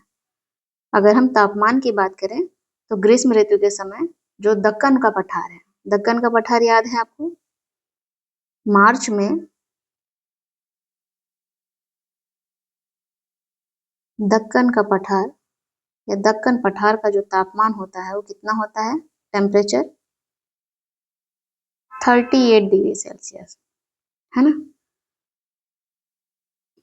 और अगर अप्रैल में देखेंगे तो क्या पाएंगे? जो मध्य प्रदेश है उसका तापमान, मध्य प्रदेश या गुजरात का जो तापमान है वो देखेंगे तो 42 डिग्री सेल्सियस। और अगर उत्तर पश्चिम भाग में पहुंचे तो तापमान 45 डिग्री सेल्सियस तक बढ़ जाता है। कहने का तात्पर्य क्या है? देखिए, ये है भारत, है ना? दक्कन का पठार ये भाग है, ये क्या है? दक्कन का पठार है। ये तो पूरा प्रायद्वीपीय भारत है, प्रायद्वीपीय भाग है। प्रायद्वीपीय भाग और ये मालवा का क्षेत्र और इस तरफ है, उसे आप अभी ध्यान में मत रखिए। बड़े स्तर पर हम इसे ही मानते हैं और दक्कन का पठार ये है ना? ये जो दक्कन का पठार है ये भाग, यहाँ पर जो तापमान है दक्षिण से उत्तर की ओर, मैंने कहा ITC-Z उत्तर की ओर खिसक जाता है, तो एकदम से थोड़ी खिसकेगा, धीरे धीरे खिसकेगा, है ना? तो दक्कन के पठार में जो टेम्परेचर है कितना है? 38 डिग्री सेल्सियस। जब MP की तरफ पहुंचा तब तापमान कितना? 42 डिग्री सेल्सियस। और गुजरात यहाँ उत्तर पश्चिम राजस्थान के क्षेत्र में पहुंचा तो यहाँ टेम्परेचर क्या हो गया? 45 डिग्री सेल्सियस। तापमान दक्षिण से उत्तर की ओर क्या हो रहा है? बढ़ रहा है। लेकिन वही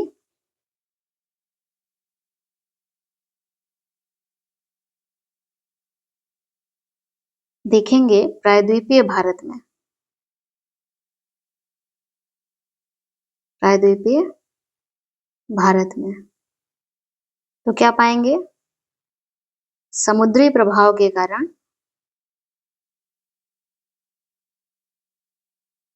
तापमान कम रहता है। ये कौन से लोग हैं जहां पर तापमान कम है? फिर से दोहरा रही हूं मैं आपको, ये जो समुद्र तट के किनारे की स्थिति है, ये समुद्र तट के संपर्क में जो लोग हैं, जो क्षेत्र है, वहां पर तापमान कैसा होगा? ऐसा ही होगा। समुद्री प्रभाव के कारण यहाँ पर तापमान कम रहता है।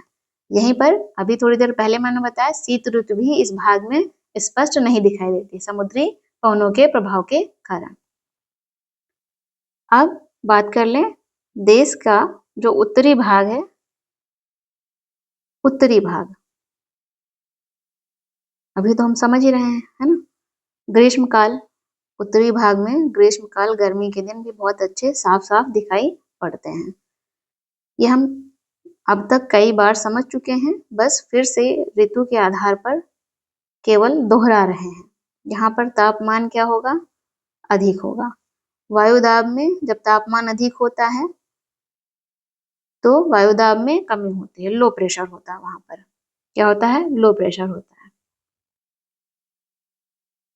और मई के अंत तक उत्तर पश्चिम में, मई के अंत तक ये जो उत्तर पश्चिम का क्षेत्र है, थार के रेगिस्तान से लेकर पूर्व एवं दक्षिण पूर्व में क्या होता है, पटना है, छोटा नागपुर का पठार है, यहाँ पर एक निम्न दाब का क्षेत्र उत्पन्न हो जाता है। निम्न दाब का, वो भी लंबवत।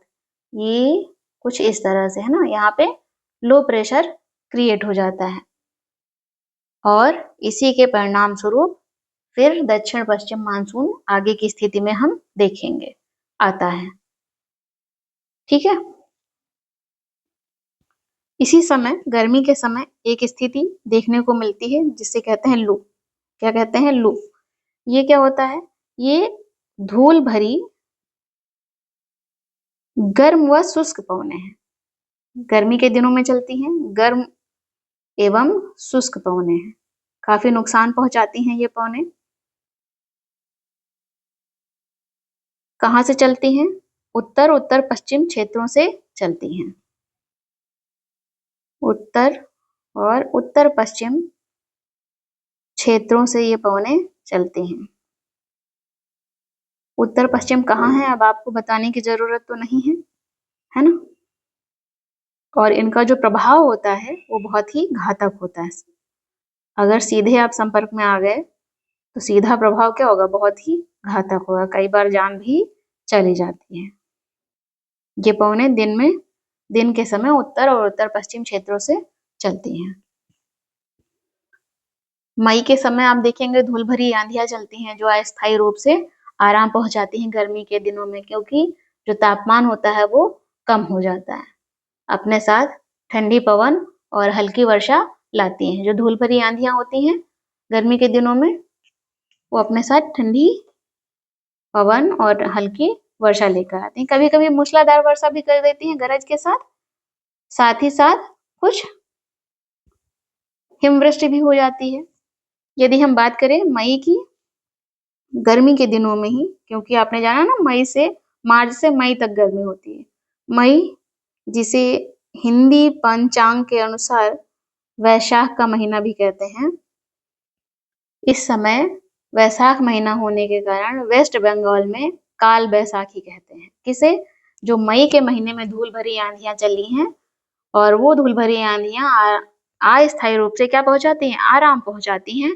क्यों पहुंचाती हैं? क्योंकि तापमान कम हो जाता है और हल्की वर्षा लेकर आती हैं। इसलिए इनसे क्या होता है कि मई के महीने में वेस्ट बंगाल में जो वर्षा होती है, इनके कारण थोड़ी सी मूसलाधार वर्षा कई बार हो जाती है। इसे कहते हैं काल बैसाखी। क्या कहते हैं? काल बैसाखी।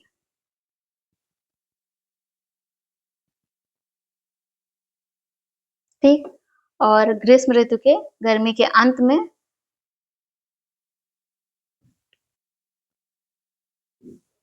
गर्मी के अंत में मतलब मई का एंड है ना, केरला और कर्नाटका जो राज्य है वहां पर मानसून के पूर्व एक वर्षा होती है, पूर्व मानसूनी वर्षा जिसे कहते हैं, पूर्व मानसूनी वर्षा, जिससे आम जल्दी पकते हैं। क्या होता है? आम जल्दी पकते हैं, इसलिए इसे आम्र वर्षा भी कहते हैं। क्या कहते हैं? आम्र वर्षा भी कहते हैं। Mango shower, mango shower. ठीक है। अब बात करते हैं हम अगली ऋतु के बारे में, जिसे है जो क्या है? वर्षा ऋतु। इसी समय होता है मानसून का आगमन। गर्मी के समय आपने क्या जाना था, क्या होता है? वहां पर लो दाब बन जाता है और उसी लो दाब को निम्न दाब जो है आकर्षित करता है हाई प्रेशर को। तो ये वर्षा ऋतु जब होता है मानसून का आगमन, इसे ब्रैकेट में कर लें। पर ऋतु कौन सी है? वर्षा। वर्षा ऋतु आप कई बार इसे सी क्लास में पढ़ चुके हैं, तो थोड़ा सा आगे बढ़ते हैं, है ना। कब आएगी वर्षा ऋतु? जून के प्रारंभ में। लिखेंगे थोड़ा कम इसके बारे में। प्रारंभ में उत्तरी मैदान में क्या होता है, निम्न दाब क्षेत्र उत्पन्न होता है, निम्न दाब का क्षेत्र उत्पन्न होता है और निम्न दाब की जो अवस्था है वो बहुत ही तीव्र हो जाती है। वहीं दक्षिणी गोलार्ध के जो व्यापारिक पवने हैं उनको आकर्षित करता है ये निम्न दाब क्षेत्र। और साथ ही हम देखते हैं दक्षिणी समुद्र के जो उपोष्ण कटिबंधीय क्षेत्रों में ये पवनें उत्पन्न होती हैं। कौन सी? दक्षिण गोलार्ध की जो व्यापारिक पवनें हैं कहाँ उत्पन्न हो रही हैं? उपोष्ण कटिबंधीय क्षेत्रों में उत्पन्न हो रही हैं। ये पवनें महासागरों के ऊपर से होकर गुजरती हैं, ठीक है, इसलिए ये अपने साथ बहुत अधिक नमी लाती हैं। दक्षिण पूर्वी व्यापारिक पवनें विषुवत रेखा को पार कर दक्षिण पश्चिम विषुवत रेखा को पार कर दक्षिण पश्चिम की ओर मुड़ जाती हैं, ठीक, यही है ना। तो ये जो दक्षिण पूर्वी व्यापारिक पवनें हैं ये कहाँ से उत्पन्न हो रही हैं? उपोष्ण कटिबंधीय क्षेत्र से, और ये महासागरों के ऊपर से गुजरती हैं। तो क्या बताया आपको, जब महासागरों के ऊपर से गुजरेंगे तो नमी बहुत अधिक लेकर आएंगे अपने साथ। और फिर दक्षिण पश्चिम मानसून की दो शाखाएं होती हैं, दो शाखाएं, एक अरब सागर शाखा, दूसरी बंगाल की खाड़ी शाखा। बंगाल की खाड़ी की जो शाखा होती है वो उत्तर पूर्वी भाग पर छोड़कर उत्तर पूर्वी भाग पर अच्छे से बारिश करते हैं, और जो अरब सागर की शाखा होती है वो केरल से प्रवेश करती है, और जो पश्चिमी घाट का क्षेत्र है यहाँ पर अच्छे से बारिश होती है, बहुत अधिक बारिश होती है। पश्चिमी घाट के दूसरी तरफ का जो भाग है वो यहाँ पर अपेक्षाकृत क्या होता है? सूखा रहता है।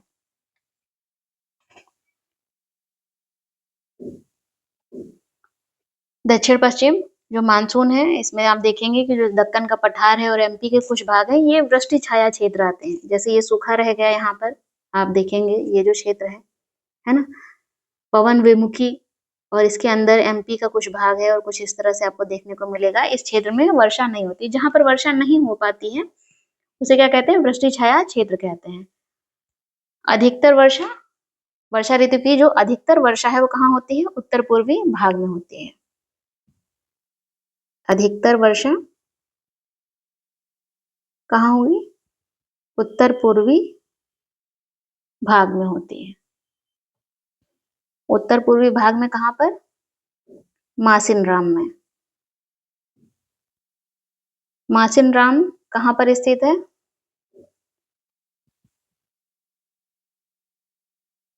खासी पहाड़ी, कौन सी पहाड़ी?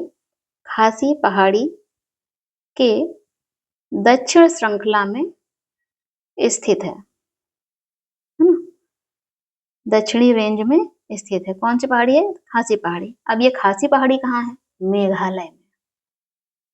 तो यहाँ पर मेघालय में सबसे अधिक वर्षा होती है।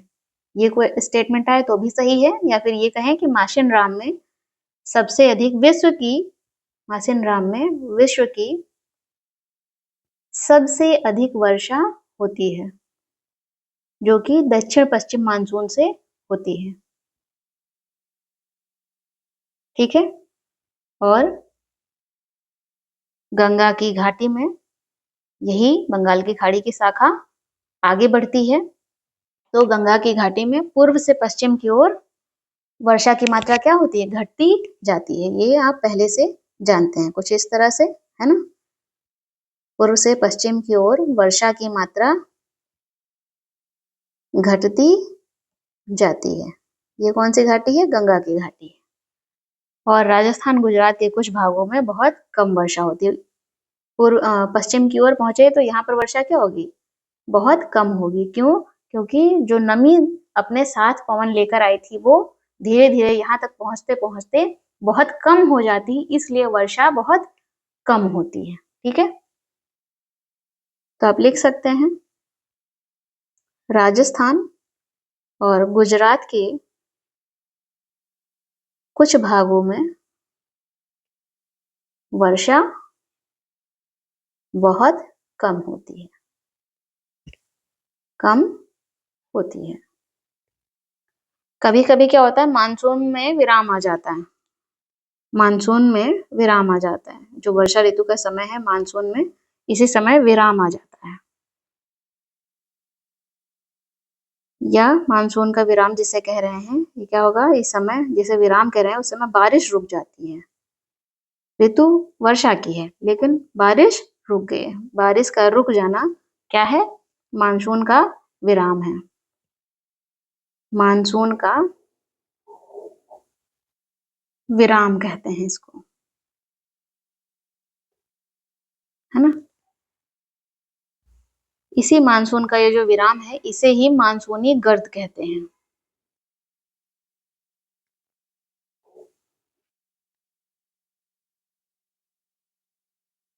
ये जो आया है इसे ही मानसूनी गर्त कहते हैं, मानसून की गति से जुड़ा हुआ है। मानसूनी गर्त क्या होता है आपको मालूम है, ITCZ का क्षेत्रीय जो परिवर्तन हो रहा है मानसून के समय भारत में उसे ही कहते हैं मानसूनी गर्त।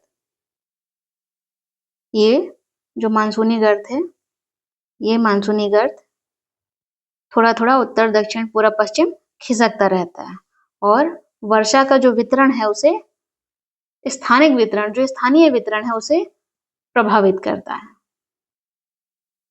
वर्षा का स्थानीय वितरण सुनिश्चित करता है, ये ठीक रहेगा, है ना, सुनिश्चित होता है। अलग अलग जगहों पर बारिश का वितरण क्या होता है, बदल जाता है। ITCZ अगर मैदान के ऊपर है, क्या है, ये जो मानसूनी गर्द है, आप ITCZ ना कहें तो मानसूनी जो गर्द है,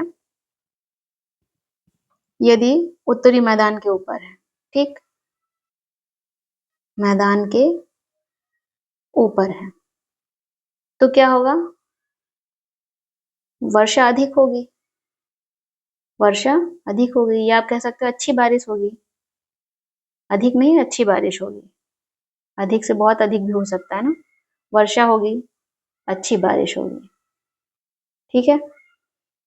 और अगर हिमालय के ऊपर खिसक जाए ITCZ या मानसूनी गर्त, आप मानसूनी गर्त ही कहिए, ये मानसूनी गर्त यदि हिमालय के ऊपर खिसक जाए, यहाँ पर हिमालय के ऊपर, ये हिमालय के ऊपर खिसक जाए, तो क्या होगा, तो लंबे समय तक मानसूनी गर्त यदि हिमालय के ऊपर खिसक जाए, क्या हो जाए, ऊपर खिसक जाए, शिफ्ट हो जाए, तो क्या होगा, मैदान, जो उत्तरी मैदान है, मैदान लंबे समय तक शुष्क अवस्था, लंबे समय तक शुष्क अवस्था में रहेगा। और जो हिमालय की नदियां हैं, हिमालय की नदियां हैं, हिमालय की नदियां याद है आपको, सिंधु, गंगा, ब्रह्मपुत्र, सदावाहिनी नदियां जिन्हें कहते हैं, तो ये जो हिमालय की नदियों के, हिमालय की जो नदियां हैं इनमें क्या होगी, भारी बारिश होगी, यहाँ पर भारी बारिश होगी, भारी नहीं भारी, या बड़ी मात्रा में यहाँ पर बारिश होगी, वर्षा होगी।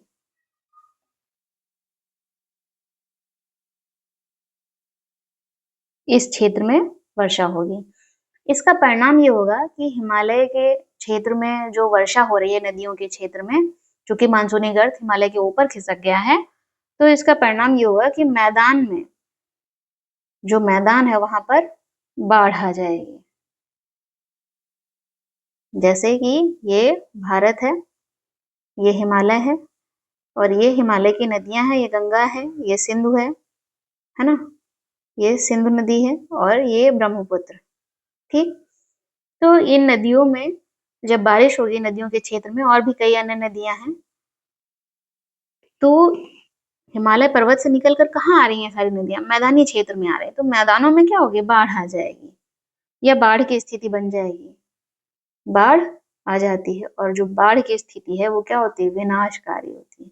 क्यों, क्योंकि उसमें जान और माल दोनों का नुकसान होता है, जान और माल दोनों का नुकसान होता है।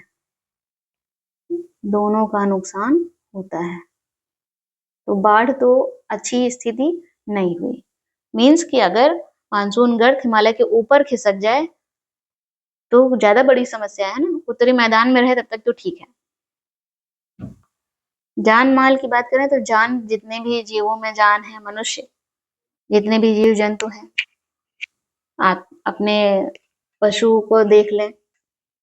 माल की बात करें तो जितने भी अचल चीजें हैं, जैसे सड़क है, रेलवे है, टेलीफोन लाइन है, घर है आपका, फैक्ट्री है, ये सब क्या होगी, उनको नुकसान होगा। मानसून की बारिश की जो मात्रा होती है और समय, इस बात से तय होता है कि कम दबाव का क्षेत्र कितना मजबूत है और कहाँ पर मजबूत है। जहां पर ज्यादा मजबूत होगा वहां पर बारिश अधिक होगी, जहां पर कम मजबूत होगा वहां पर बारिश कम होगी। ठीक है। अब बारी आती है किस ऋतु की? अक्टूबर से नवंबर की ऋतु कौन सी होती है, जिसे शरद ऋतु कहते हैं ना। उसी समय क्या होती है? मानसून की वापसी। वर्षा ऋतु के बाद आती है शरद ऋतु, फिर शीत ऋतु। आप इसे डायरेक्ट मानसून की वापसी ही लिख सकते हैं। मानसून की वापसी, या फिर आप शरद ऋतु कर लें, क्योंकि आप ऋतु पढ़ रहे हैं तो उसे ही ध्यान में रखें। ठीक। कब से होती है ये ऋतु? अक्टूबर नवंबर से शुरू होती है।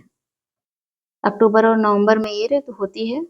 इस समय मानसून गर्त, आप पहले से जानते हैं मानसून गर्त क्या होता है, और निम्न दाब वाला जो गर्त है इस समय बनता है, तभी तो मानसून की वापसी होगी। जो उत्तरी मैदान है वहां पर उच्च दाब प्रणाली आ जाती है। उत्तरी मैदान में क्या हो जाता है? अक्टूबर और नवंबर के महीने में उत्तरी मैदान में हाई प्रेशर बनता है। स्थल पर क्या बनता है? हाई प्रेशर बनता है। और जो दक्षिण पश्चिम मानसून है अक्टूबर और नवंबर के महीने में, वो कमजोर हो जाता है, अर्थात पीछे हटने लगता है। हम पहले इस पर चर्चा कर चुके हैं। ठीक है। और फिर अक्टूबर में जो मानसून की पवनें हैं उत्तरी मैदान से धीरे धीरे हटने लगती हैं, और नवंबर तक आते आते जो गर्मी और ठंडी के बीच का मौसम है वहां तक हम पहुंच जाते हैं, है ना। तो मानसून वापसी से क्या होता है? स्थल पर हाई प्रेशर होगा, ठीक, और इस तरफ लो प्रेशर होगा। तो जो मानसून वापसी या अक्टूबर नवंबर का महीना है, उस समय आसमान साफ रहने लगता है, क्योंकि उच्च दाब का निर्माण हो गया है। रात ठंडी होती है और सुहानी भी होती है।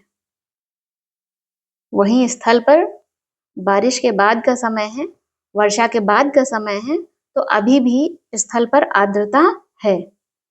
तो स्थल पर कैसी स्थिति होगी? उच्च तापमान होगा, और आर्द्रता वाली अवस्था के कारण जो दिन का मौसम होता है वो स्थल पर तापमान उच्च होता है, आर्द्रता अधिक होती है। आर्द्रता वाली अवस्था के कारण इस समय का जो मौसम होता है वो दिन का असहाय होता है, जैसे कांटे नहीं लगते हैं वैसा होता है ना। और ये जो उमस होती है एक तरह की, इस समय अक्टूबर और नवंबर का जो समय होता है, इस समय एक उमस होती है ना। गर्मी भी हो रही है और वर्षा ऋतु की वापसी हो रही, मीन्स वर्षा हो चुकी है, तो स्थल पर आर्द्रता भी बहुत अधिक है, ह्यूमिडिटी भी बहुत अधिक है, तो उससे एक उमस होती है। क्या होती है? उमस। ये उमस, इसे कहते हैं कुआर की उमस। इसको एक नाम दिया गया है, वो नाम है कुआर की उमस।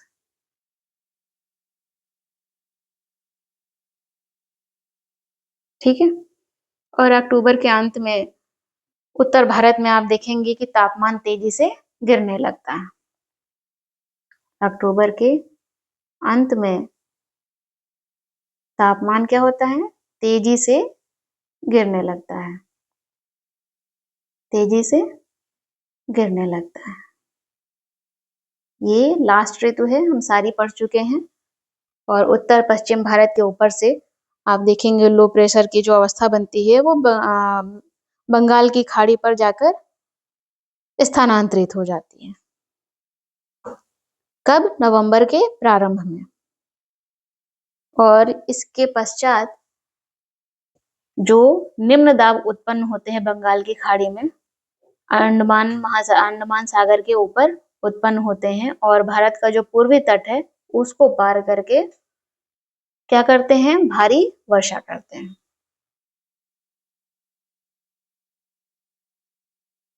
कुछ इस तरह से ये है बंगाल की खाड़ी।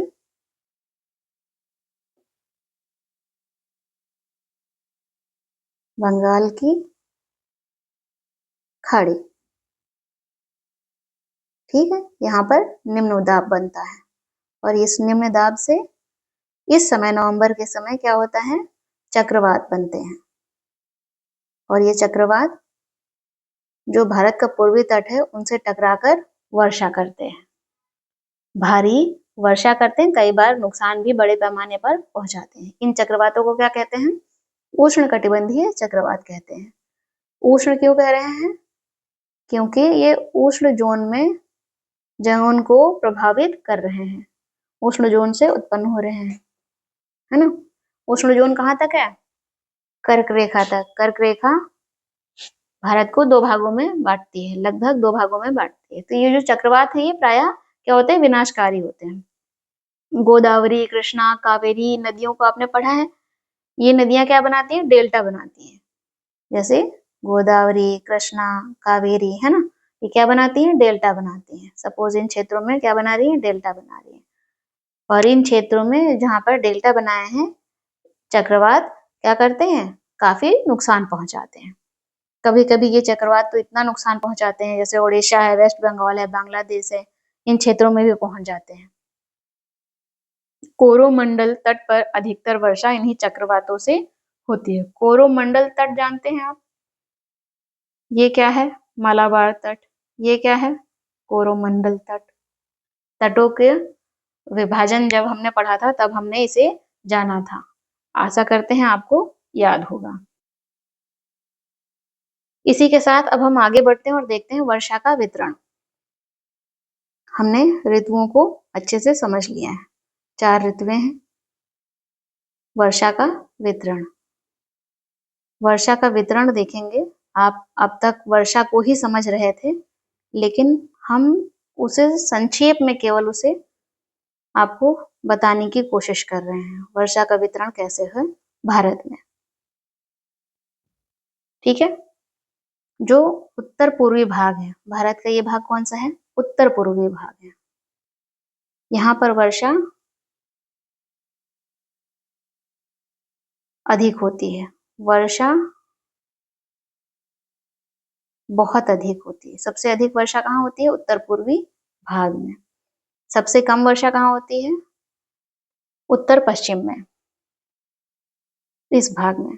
कितनी? 60 सेंटीमीटर से कम वर्षा होती है। यहाँ पर वर्षा जहाँ हम कह रहे हैं बहुत अधिक होती है, वो 400 सेंटीमीटर से भी अधिक वर्षा होती है। इस क्षेत्र में कौन सा क्षेत्र था जहाँ पर बहुत वर्षा होती थी? माशिन राम का क्षेत्र है, जो कि मेघालय में स्थित है, ठीक है। इसके अलावा ये जो क्या था? पश्चिमी घाट था ना, पश्चिमी घाट। पश्चिमी घाट में बहुत अधिक वर्षा होती है। किससे होती है? अरब सागर शाखा से। कितनी होती है? 400 सेंटीमीटर से अधिक वर्षा यहाँ पर भी होती है, ठीक। और आंतरिक भाग में वर्षा सामान्य रूप से कम होती है। ये आंतरिक भाग होगा, है ना। आंतरिक भाग में, भारत का जो आंतरिक भाग है, आंतरिक भाग में वर्षा समान रूप से कम होती है, कम होती है, ठीक है। इसके साथ ही दक्षिणी पठार का जो आंतरिक भाग है, यही बात है, दक्षिणी पठार का आंतरिक भाग और जो सह्याद्री है उसके पूर्व में वर्षा क्या होती है, वर्षा की मात्रा कम होती है। बात करते हैं लेह की। लेह कहाँ है? ये तो हिमालय होगा, है ना, ये हिमालय होगा, यहीं पर है लेह। लद्दाख और जम्मू कश्मीर, है ना, ये आज के समय में यूटी है। तो लेह में जो वर्षा होती है वो काफी कम होती है, वर्षण काफी कम होता है।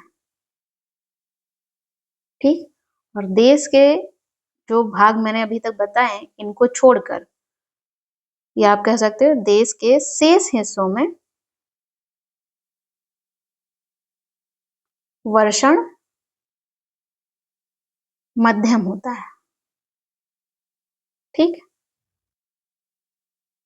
और जो स्नोफॉल है, हिमपात है, बर्फ गिरती है ना, हिमपात या फिर स्नोफॉल, ये हिमालयी क्षेत्रों तक सीमित है।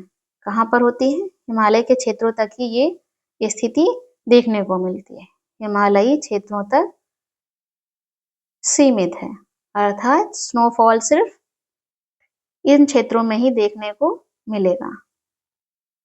ठीक है, अगर हम वर्षा की विषमता देखें तो निम्न वर्षा वाले क्षेत्र कौन से हैं? वर्षा की विषमता क्या होगी? निम्न क्षेत्र वाले, निम्न वर्षा वाले क्षेत्र। वर्षा की विषमता, जहां पर वर्षा कम होती है, निम्न वर्षा वाले क्षेत्र कौन से हैं?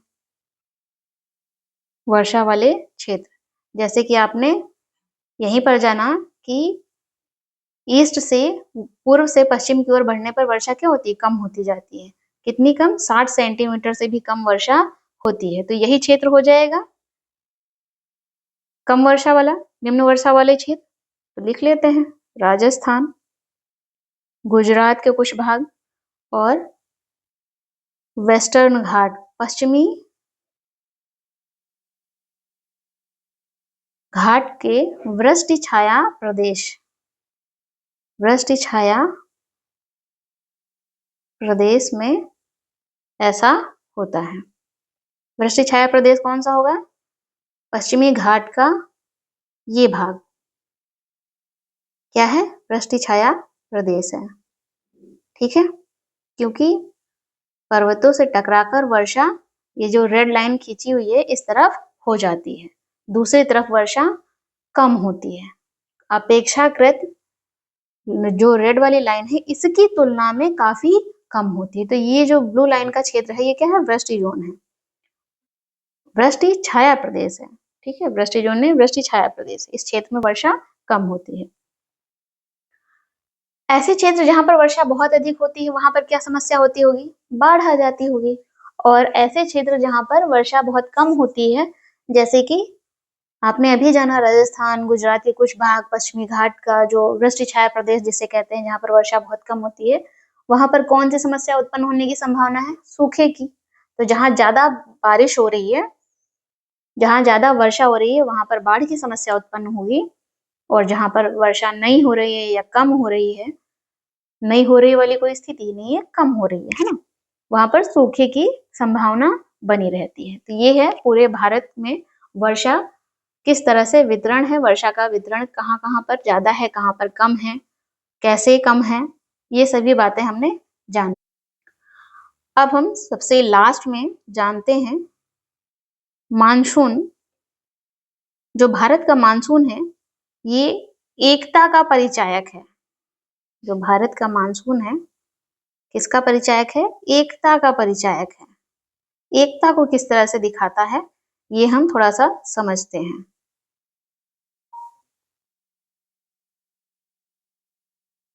समझते हैं, है ना। ये है भारत, ठीक है, और ये है हिमालय। हिमालय उत्तर में सुरक्षा करता है, हिमालय की जो उत्तरी सीमा वो सुरक्षा करता है ना, प्राकृतिक सीमा है। हिमालय देश की रक्षा करता है। कैसे करता है? अब तक तो याद हो गया होगा आपको। ठंडी पवनों को आने से रोकता है। जो उत्तरी भारत है, निरंतर ऊंचा तापमान यहाँ पर बना रहता है उत्तरी भारत में।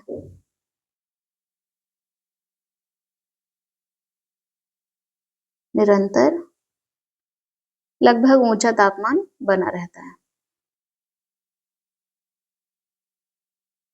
तापमान बना रहता है ना।